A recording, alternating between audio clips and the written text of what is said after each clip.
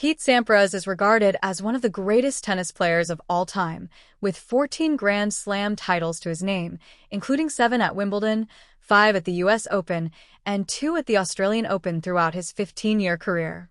But beyond the trophies and screaming fans, Pete has faced some incredibly tough battles, from the loss of his coach to his wife's devastating diagnosis.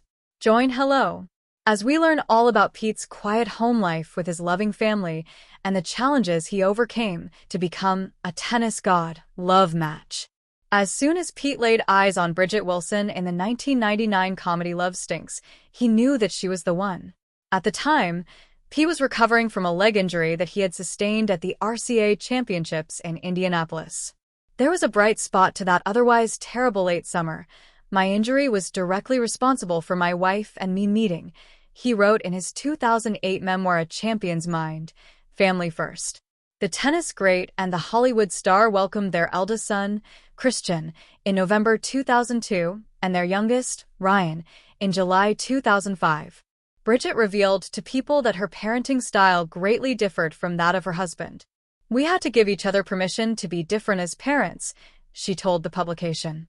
"That's why there's a mom and dad with 2 different approaches, because you do need both." Bridget's battle.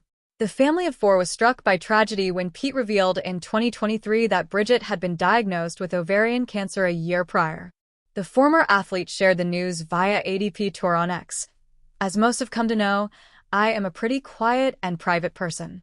However, this past year has been an exceptionally challenging time for my family, and I had decided to share what's been going on," he began. Breaking point. Pete overcame a major challenge at the height of his career when his longtime coach, Tim Gullickson, was shockingly diagnosed with brain cancer. One of the tennis legend's most vulnerable moments came during the quarterfinal against Jim Courier at the Australian Open in 1995, when he began to cry and took a moment to collect himself on the sidelines.